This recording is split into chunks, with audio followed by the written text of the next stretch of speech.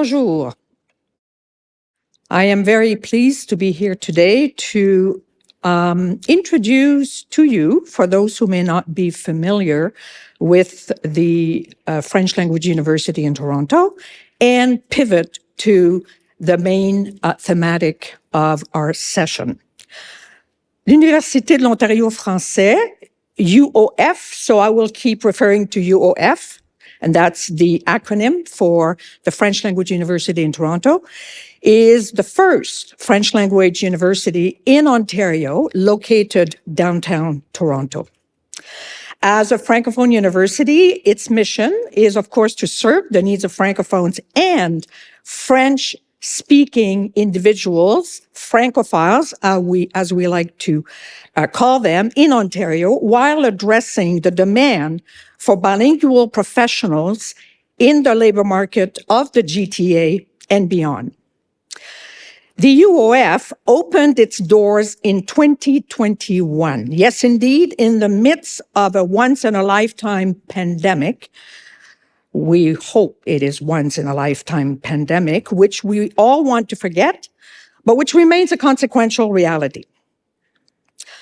The fact is that the UOF was imagined, conceived, and created not only in the 21st century, but for the 21st century. So the 21st century is not merely a branded trademark, it is part and parcel of the UOF's DNA. The UOF is built around 4 pillars, and you'll see how relevant they are for the discussion, the forthcoming discussion. So the university was built around 4 pillars. Cross-disciplinary programming, not compartmentalized programs, the way you will find them in traditional institutions, although traditional institutions are also evolving. Second, experiential-based learning. That is, in other words, learning by doing. Competency-based learning outcomes as opposed to just theory. And digitization as a modus operandi for teaching and learning and for the operational effectiveness of the university. So this brings me to the theme of this session and to the relevance of a 21st century institution to the reskilling transformation. As new technologies keep outpacing the adaptability of the workforce, notably with artificial intelligence increasingly at the forefront of change, the current situation requires professionals and workers to acquire entirely new skills and to use them as they change occupations. So it's no longer, although there's still a space for upskilling, skills training, as we used to call that, but it is now about reskilling, and reskilling has to become a strategic imperative of organizations and corporations because it enables them or will enable them to differentiate themselves and to have a competitive advantage, to attract and develop further talent, and to demonstrate the benefits for employees. Reskilling occurs in an ecosystem in which different actors have a role to play. Industry, of course, government, academia, and NGOs, non-governmental organizations, particularly as it comes to reaching out to underrepresented, talented, underrepresented populations. So in this uncharted territory, a lot can be accomplished through program design and research collaborations between institutions and industry. For example, looking at the impact of digitalization on workforce planning, evaluating the effectiveness of reskilling initiatives, particularly from an ROI perspective, mapping skills for specific occupations, being able to apply AI in an ethical fashion. These are all activities in which institutions such as the UOF can engage with industry. The UOF is young, but will soon begin to graduate a diverse body of bilingual and multilingual analytical thinking as well as digitization-savvy students who represent a source of new talent for companies in the GTA and beyond. As the university matures, building on its innovative program base, it is looking forward to being a partner for industry in the reskilling trend and helping strike a path towards a bilingual, multilingual, competency-based workforce. And now, without further ado, please welcome the moderator of our session, Madame Catherine McIntyre.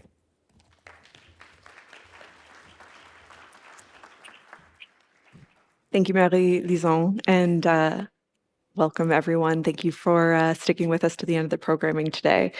We're going to cap today off by talking about some of the big questions around how to effectively train and equip workers and employers for the dramatic and rapid changes to the labor market today and in the future that artificial intelligence and technologies like that are driving here.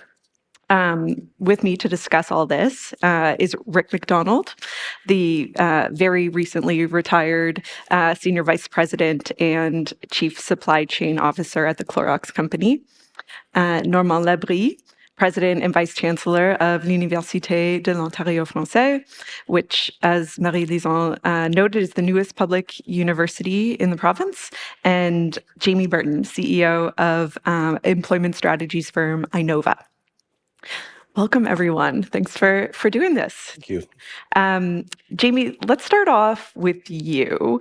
Tell us what the stakes are here for employers that don't act urgently enough or don't take seriously enough this need to train workers for the labor market needs that are, upon us, that are changing so rapidly. That's a great question. And I'm sure that it could be the topic of many, many conversations and many papers. But I think that the urgency really comes from this notion of we're not really sure. And when you're uncertain, that strikes an essence of fear. And that sort of then governs the behaviors that come from that. But for those businesses that don't understand this transitional point, it will be their failure. They will not succeed. But I would suggest that there's the means by which they can achieve by going at it with a very systematic approach. When we function from a perspective of fear, we're concerned with the changes that we don't understand. And so it's really about ensuring that they are communicating well, that they have a strategy, that there is an understanding amongst management what that strategy is, and really incorporating the most basic principles of change in business in this as in any context, and that's recognizing the needs of your people. And I think that that's what we're really talking about today is how do we recognize that technology is meant to facilitate. In the third industrial revolution, technology was really about that agency of self, that using technology really allowed us to bring a new avenue of engagement. The fourth industrial revolution is really about that aggregation of our technology, all the different attributes that are found in AI and cybersecurity and all of the digital formulations that we're coming up with. And it's the connections of that.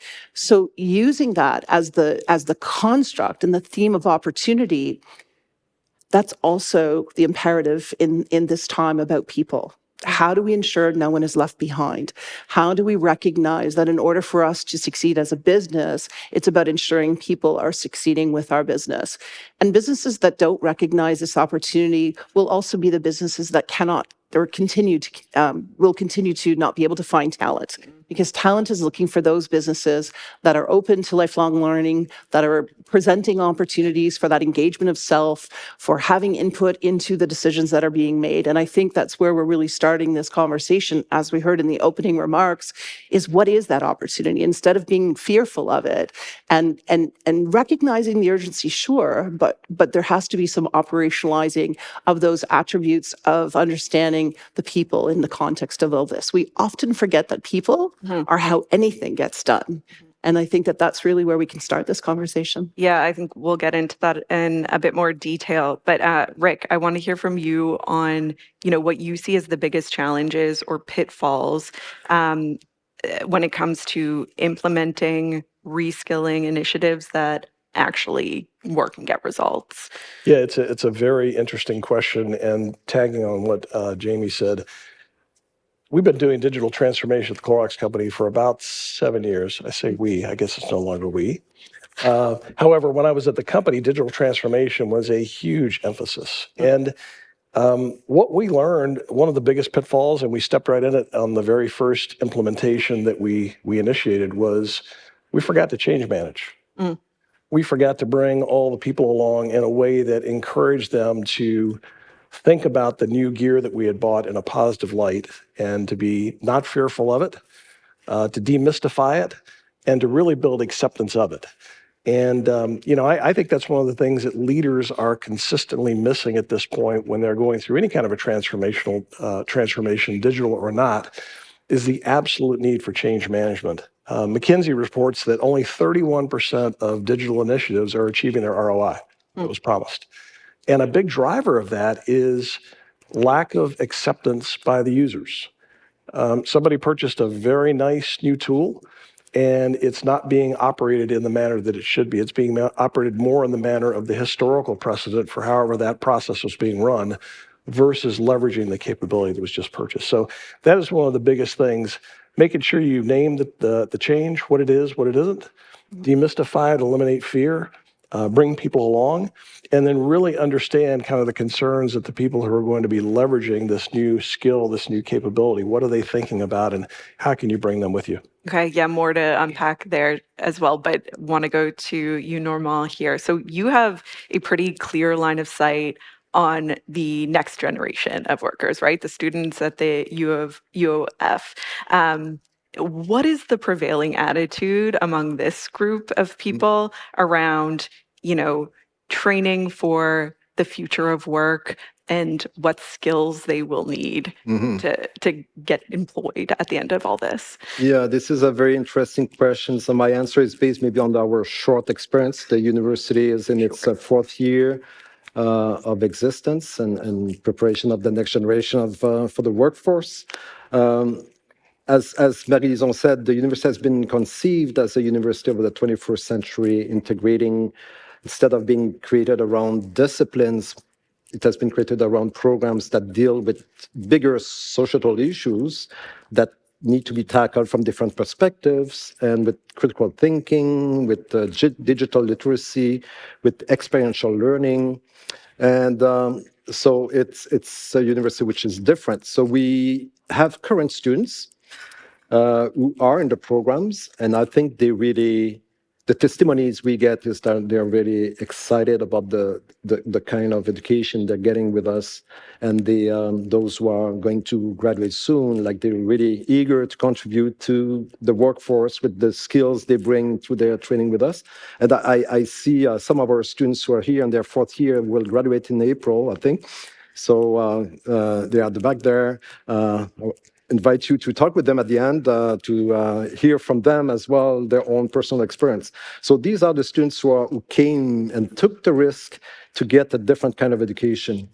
Now, a challenge we have is in recruiting students, and I think we've been facing challenges in terms of numbers. That notion of fear that has been mentioned by both Jamie and Rick among the current workforce, I think we noticed that among the future workforce as well, where potential students who could apply to our programs may opt to go on a safe side and opt for very conventional programs at universities that don't offer that kind of perspective. And I can understand, we can explain that maybe because of the risk that is represented by investing 4 years of your life in a new model when you can revert to what is known. And so the challenges with reskilling workforce, I think, is also regards also like preparing the future workforce. Yeah, that's interesting to hear that kind of fear and trepidation around this starts before people even enter the workforce. And I think it speaks to what you were saying, Jamie, just like the unknown is such a factor here, and the fear around that is really holding folks back. I want to unpack that a little bit. Rick, why don't we go to you? Just like you talked about this, like managing change around this, and specifically on the topic of, addressing, easing workers' anxieties around adopting new technology, gaining new skills. How can employers do that and managers do that? Yeah, it's absolutely a thing. And by the way, if you hear me use the term digital fluency, it's the same as Norman's digital literacy. So those are interchangeable. But in terms of going from where you are to where you want to go, it took us a few tries, but the approach that we came up with, and it worked pretty well, was kind of a mindset, skill set, tool set approach. And this was really around a lot of our digital transformations, but the framework applies to lots of change. And first of all, when we thought about digital transformations, and I would imagine all of you, when you think about that, the very first thing you think about is the technology, the gear, the shiny new object that you bought that's really expensive sitting over there in the corner that you don't know what to do with. And that was true for us as well. We had to back ourselves up and say, well, wait a minute, what's the leadership mindset around this? Does every one of my leaders have a digital vision for their area? Do they all understand and have an inventory of the problems they need to solve, some of which might be solved by digital assets? And you get to the skill set. What is it we're trying to skill and reskill on? And how do we bring people along? How do we demystify the change? How do we understand their concerns? You're going to have different cohorts in your organization. Kind of spoiler alert, you're going to have at least 3. There's this group that will never, ever change, no matter what you threaten them with. There's this group on the end, you can't stop them no matter what. They're ready to go right now. And then there's everybody else in the middle. And all of them require some different messaging, some different thinking, and you've got to listen to what their concerns are, what their interests are, to be able to craft some very unique and specific messages to bring everybody along. And hopefully you bring this end of the curve up towards at least sort of a neutral or semi-neutral state to allow the change to occur more fluidly. And then you can get to the tool set. But if you're not starting with the leadership mindset and the leadership attitude towards the change, having a really robust skill set, upskilling or reskilling plan, you're really going to have trouble getting what you want to get out of the tool that you just purchased. Do you find that those 3 different cohorts break down by age? Like, are the folks who are more resistant to change the ones who've been there the longest? That's a great question. It is not generational. Okay, interesting. And let me tell you how I know that. We had our CEO out a few years ago into one of our plants, and we were showing off. If you work in a manufacturing plant, all the training materials are on these massive 3-ring binders, just page after page of them. All of it had been converted to iPads, and the gentleman who was teaching new line technicians how to operate these specific pieces of equipment was in his late 60s. And I also found that I did a digital fluency test with my leaders just to find out, like, where were they? Mm-hmm. And I had a group of very senior people, of directors and VPs, and some of the people you thought they absolutely have it, they'll nail it because they grew up with one of these, weren't very digitally fluent. They weren't curious enough. They hadn't exposed themselves enough to what was possible and how things might go. So I'd be really careful about stereotyping by age or experience. Interesting. Yeah. Related to that question, Jamie, I'm curious from your perspective, what you've observed, how you change managers' minds around this, those that are resistant to change, because, reskilling initiatives can be time consuming, they can be expensive. And I think there's also potentially this fear on that side that you put in the resources to train a worker with new skills and then they leave the company and take those skills elsewhere. So how do you address those concerns? There's a lot of questions in there. I think the first one that I'm going to set aside, though, is this notion that if we invest in someone and help them reskill and learn something in a different context, that then gives them the platform to leave. I've one who's led a life of advocacy and employment from the perspective of that is our role. We are here to help each other succeed. And so we're adding value in any dimension that a person is working.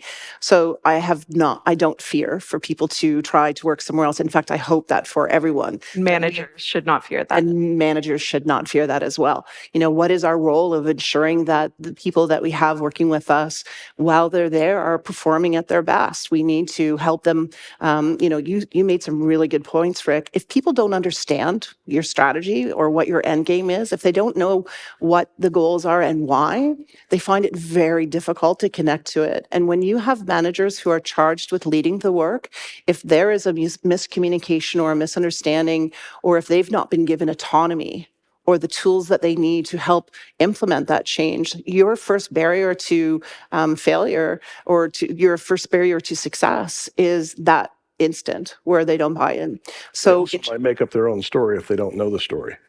sorry? They might be tempted to make up their own 100%. story. Exactly. They're not going to say, I don't know very many times. They're going to say, well, I think it's this, or I think it's that. It may or may not be right. Well, and their fear of then looking a little bit uncomfortable in front of the staff who they're responsible for also then kicks in. And that's when we see, the missteps or the misguided intentions landing wrong.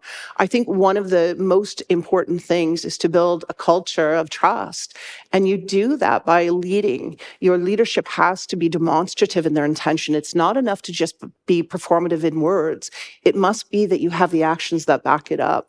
What are the opportunities to demonstrate to your managers that they're part of the decision-making process, that the vision of the company is not just, top down, but that there really is that invitation for everyone to participate. The most dynamic workplace that has the greatest success is one that invites all aspects of identity and the diversity of thought and experience to add value to the solutions that you're designing.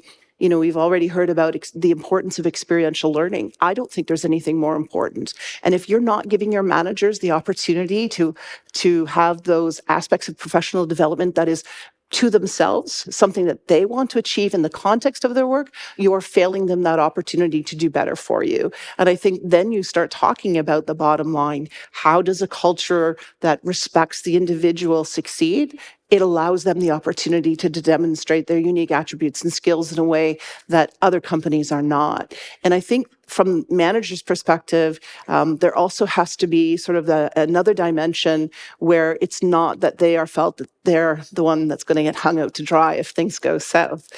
So how do you demonstrate to them that this is a collective and collaborative spirit? How is it that you're right there with them and providing and asking the questions, what did you do yesterday? What are you doing today? What are your fail points? How can I help? What do you need to succeed? And those sound like small things, but the best businesses that I've worked in have been in with the ones where there was a dynamic of contribution and the spirit of contribution to achieving that goal. When we look at the magnitude of the digital transformation in this moment, it's imperative that we recognize that for it to be everything that it can be, for us to monetize that equation, it requires us to figure out how to incorporate the aspects of the individual's perspective in everything that we do. And I think that managers do better when we facilitate the opportunity for them to not only manage the skills and the outcomes and the performances and the goals, but also be demonstrative of their person in that work. And I think that that's a really important aspect of that. Yeah. I want to come back to this question of, or this issue or of not dealing with the unknown here. So the stat I'm going to share is a generation ago, the half-life of a particular skill was 26 years. So you would have a skill after about 26 years that would lose its value by about half. Today, it's less than 5 years. So this just shows how quickly the skills that are needed to do a particular job effectively are changing just so rapidly. Normand, I'm interested to hear your thoughts on this. How can employers train for and prepare for the workforce they need, not only today, but, in a few years' time? How do you deal with, address this problem of training for skills you don't even know you might need? I think ideally is for employers is to get involved in the training very early. And I'm thinking of experiential learning that we offer in training institutions, universities, colleges. I think there is a big potential when employers welcome trainees in work integrated learning opportunities, so that not only do the students get some experience, but they also get to know the workplace environment and the needs of that workplace environment, and they bring that back to their institution and to their group of students with whom they are getting trained. So when the day they are graduated and they enter into the workforce, they have both kinds of knowledge of the kind of knowledge they acquire in the learning institution, but also in the workplace. And the workplace or the employers can also learn a lot, I think, from those people who are getting ready for the workforce for the future. So I think for me, it's a win-win situation by integrating as much as possible the future workers, even though it may not be the same persons, but the same generations, into their activities. Another way is, as I was mentioning, that our students take the risk, are the ones who are the risk takers to go under a different model. So how to reward risk takers? Scholarships, for example, is a way to reward those who take those risks. So I see the partnerships between the employment sector and the training institutions, universities, colleges, as a way to better prepare for the coming future, but also the longer term as well. Yeah. Yeah. Rick, I'm interested in your perspective on this from someone who's worked on the industry side of things, what that relationship should look like between companies and universities when they're pursuing reskilling initiatives. Yeah, the practical example is there are a small number of companies, Clorox included, who have very robust relationships with academia. We have a program called the Supply Chain Leadership Development Program, and we basically take about 10 to 12 top students from about a half a dozen universities.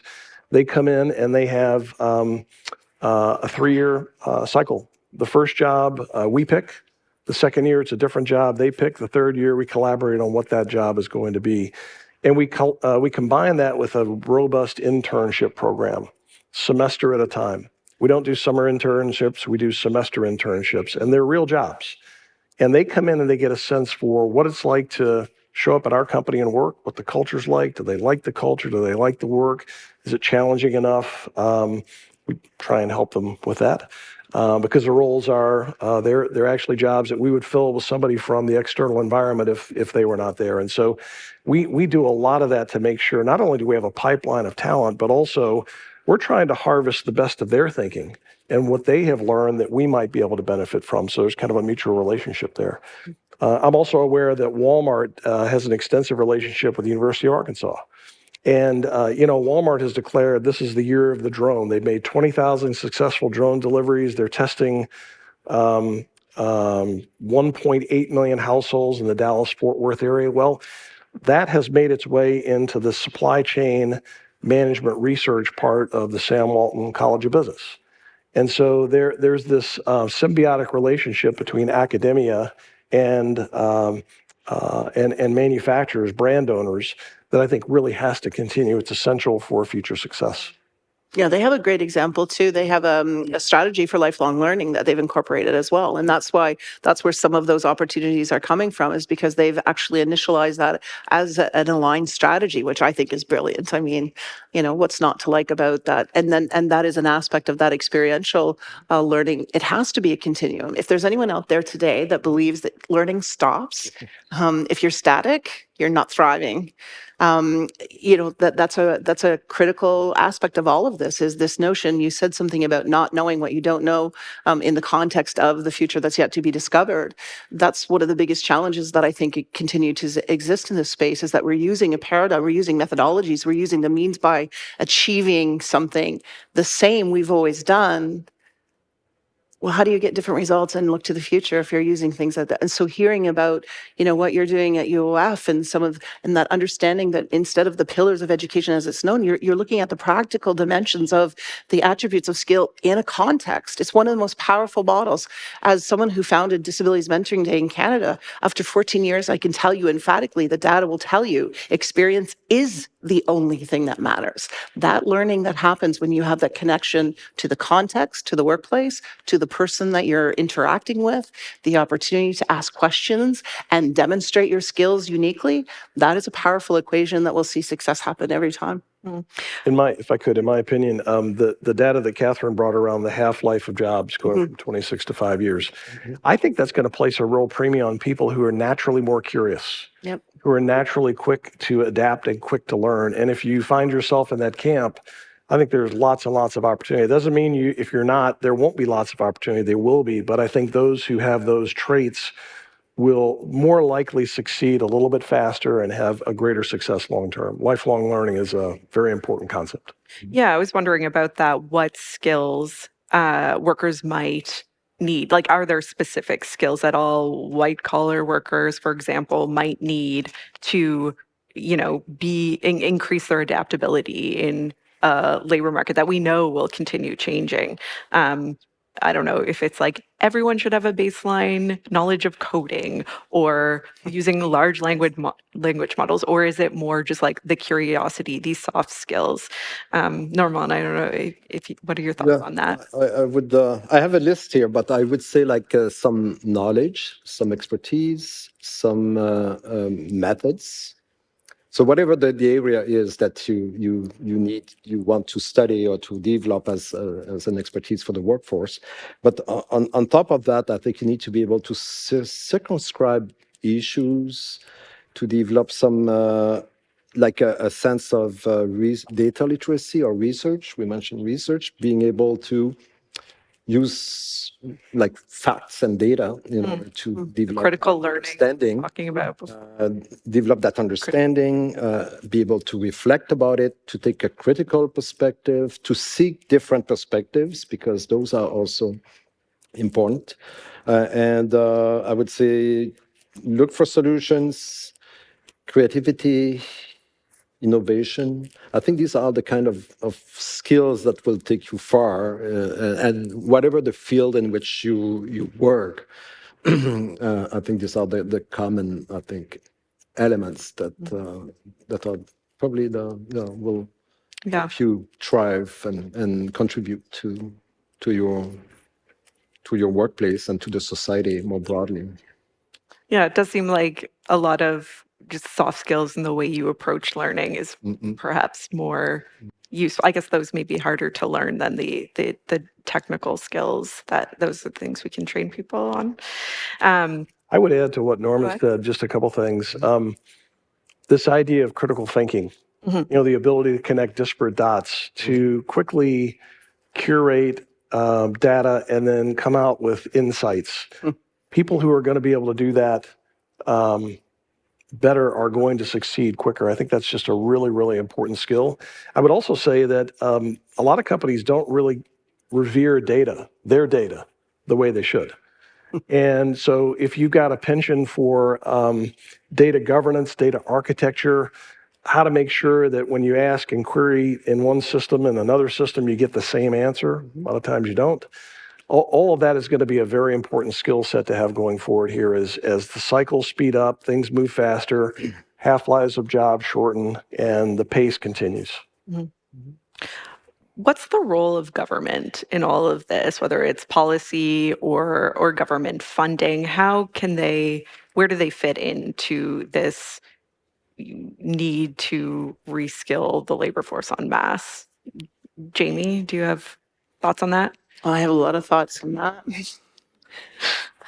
I don't think that there is a solution that will deliver the biggest potential without there being all aspects of community. We need civil society connected to government policy, connected to education, connected to business, connected to the community in which it thrives. And you have to look at the geopolitical, the geosocial, you have to look at the continuum of education throughout the scope of life, you have to look at health and safety, you have to look at all of those things, and all of those attributes, all of those elements are connected to government policy. So there's a huge role that they play.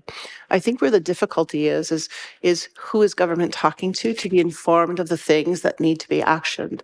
And so all of us, I'm sure, have experienced conversations where someone is saying something and then you overhear someone else saying something that was said, but it's different. What I find happens often is that government engages business or government engages with education and they hear something, but then it may get reiterated differently than what the context was that informed the necessity or the requirement of those actions.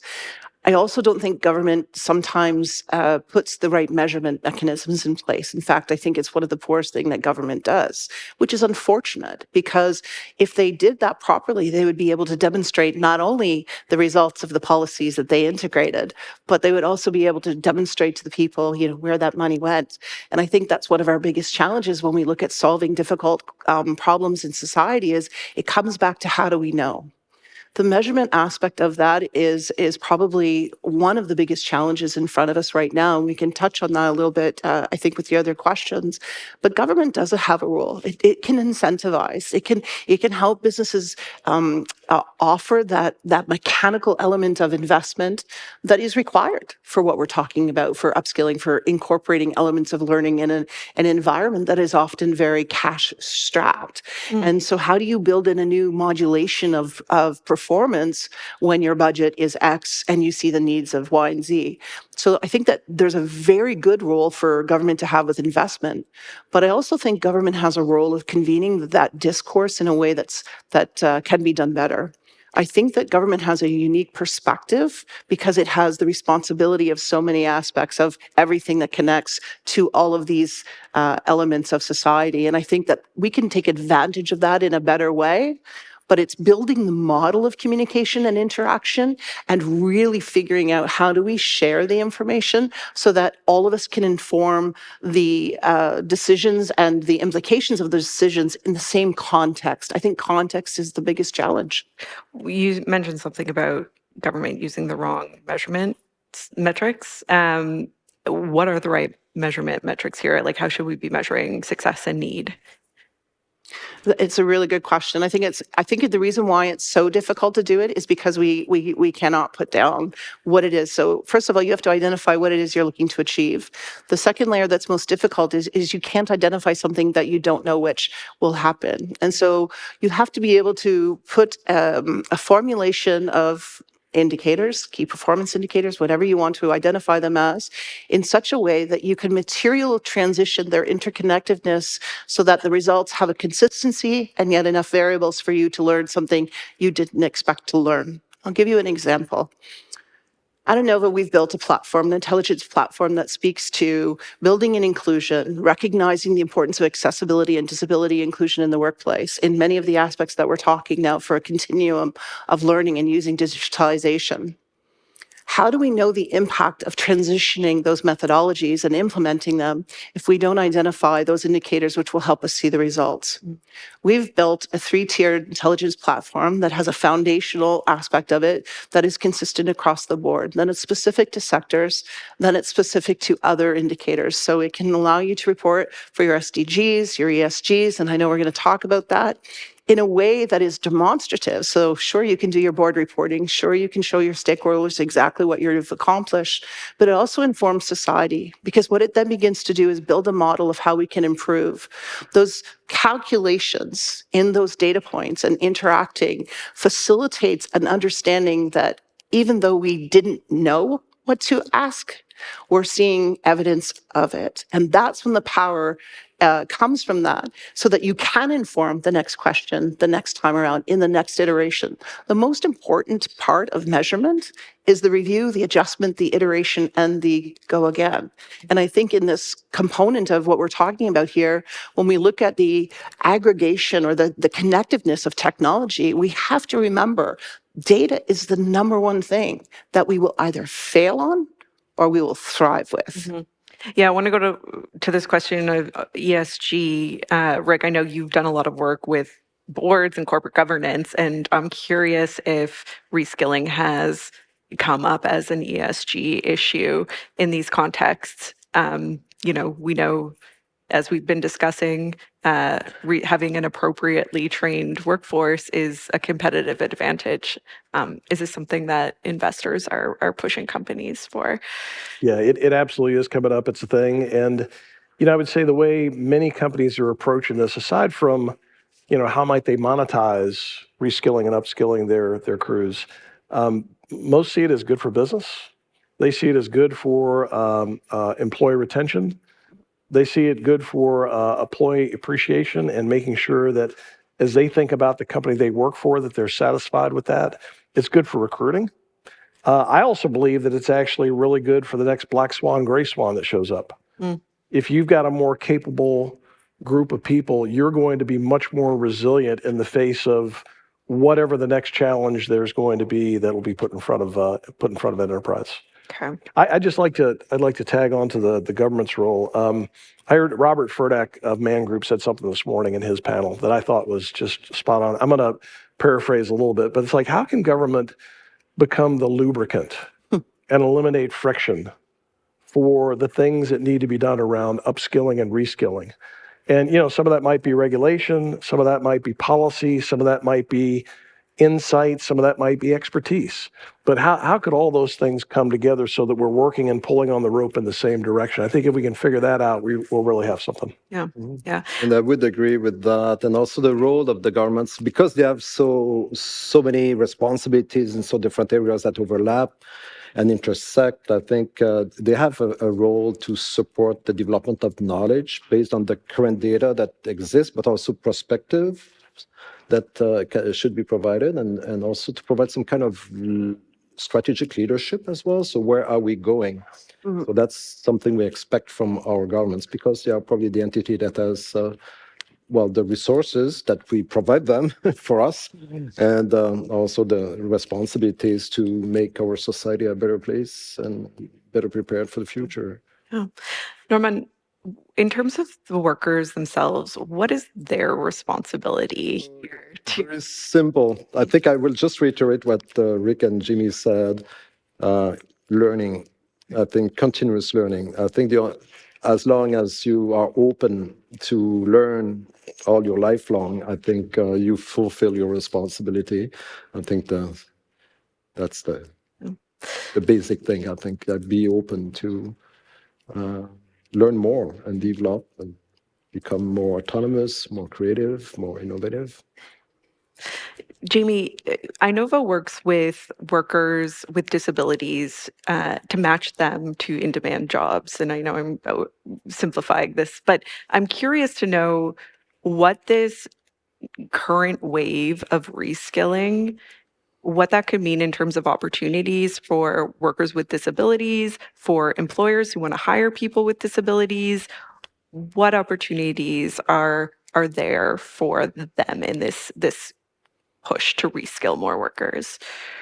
So just a point of clarification, INNoVA actually works with businesses to ensure that employment strategies are inclusive of persons with disabilities. And so we help make transformative change in methodologies and process so that we remove the barriers to their inclusion. Our shareholder is a charity whose mandate it is to ensure that there is employment opportunities for persons with disabilities. So we're a very unique social enterprise model, solely owned by a charity. So it's a kind of a cool dynamic. But your question is really provocative in a sense, because it has my mind go to, well, why are we differentiating what this opportunity is for persons with disabilities? Because any of us at any time could be a person with a disability, and many of the people in this room probably have not identified as a person with disability, though someone else might identify as such. But this is a distinct moment. I believe technology can create a level playing field. I think the most critical aspect of this industrial revolution is ensuring that no one is left behind. Underrepresented, underserved populations have to be part of what we design this as, because if we don't, we will have lost part of our society in a way that we've not experienced before. When I think of an instance of technology facilitating engagement by someone, for example, neurodivergent, an individual who, for all intents and purposes, went through school with teachers mistreating them, to put it kindly, with teachers expressing frustration and not understanding why it was that there might have been a behavior or an attribute that displayed differently than others. And so in order to address that, they removed the technology or the device that was deemed the problem, or removed the individual from the classroom because there was no ability to have the time to adjust the classroom curriculum or delivery in a way where they could connect to this individual. And let's say, for instance, that individual felt like they were less than, that all of those moments of subjecting them to a no or a difference or something else. And now we have an individual who is less likely to try for that job. And by the way, those processes of obtaining that person's talent is probably going to create more barriers for them than you can even imagine.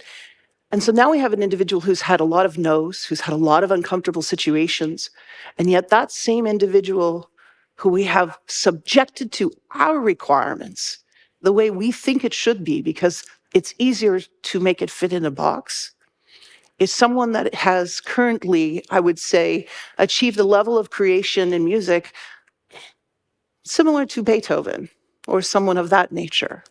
And had that person not received an experiential learning opportunity where someone said, just try this, let's see what you can do, they would still be that student who had been dismissed. Technology allows us to communicate differently. It allows us to connect to skills and attributes in a way that we've never had to be able to do before. It also helps our understanding because we can see the results. It shows us how to display our skills and personal attributes in unique ways. And I would suggest that's the most important part of all of this, is how do we implore upon businesses and each other to ensure that the requirements, the systems, the processes that we're building recognize the power of technology and ensure that everyone's perspective is built in. Ask for that input point. User testing is one of the most critical things that we haven't even touched on here in this digital fluency. I like that term because it has a lot of meaning to it.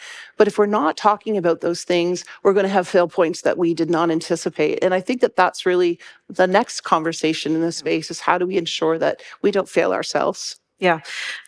We've got 1 minute left here. I want to rapid fire ask each one of you to share one thing that a worker or an employer can do now to give them an edge in the changing workforce. Rick, let's start with you. So employers, be really great at change management. Noma? The notion of sandbox, let people experiment things.